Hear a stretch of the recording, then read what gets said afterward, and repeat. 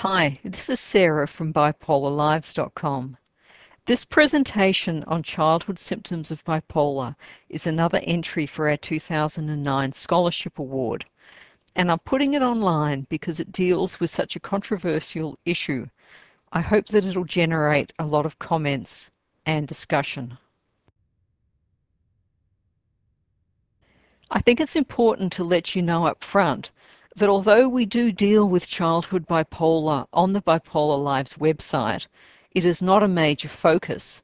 And mainly this is because I'm one of those people who are highly skeptical about the possibility of diagnosing an infant with manic depressive illness. Diagnosing bipolar disorder in kids has a history of being highly complex and highly controversial. This is especially so because so many of the symptoms coincide with other conditions, things like ADHD, conduct disorders, oppositional defiance disorders, and so forth. And of course, for those who've been following the news and our blog entries, you'll know that one of the most high-profile psychiatrists in pushing for broad diagnosis of childhood bipolar is currently in the midst of being pretty well completely disgraced and discredited. For anyone seeking a truly authoritative source of information on childhood bipolar, I recommend the Goodwin and Jamieson textbook. It's entitled Manic Depressive Illness.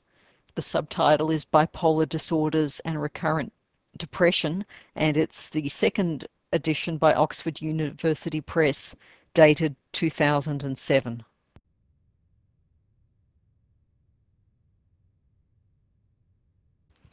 It was accepted until relatively recently that manic depressive illness almost always manifested in the late teens or early 20s.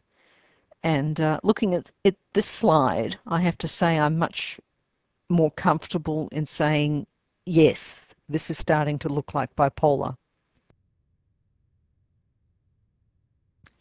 As well as the Goodwin and Jamieson textbook, please do take a look at some of our bipolar blog entries on the subject. There's quite a mixture there, and some of them are pretty interesting.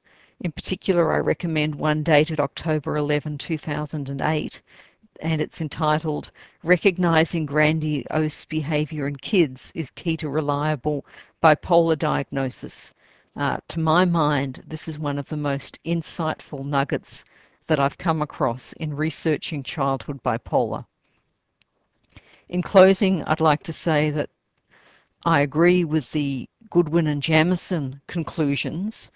One, that the usual DSM guidelines are still the most reliable basis for a diagnosis, and two, to pay particular attention to family history as a strong predictor.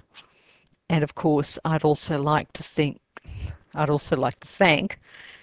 our scholarship entrant for putting together this very provocative presentation.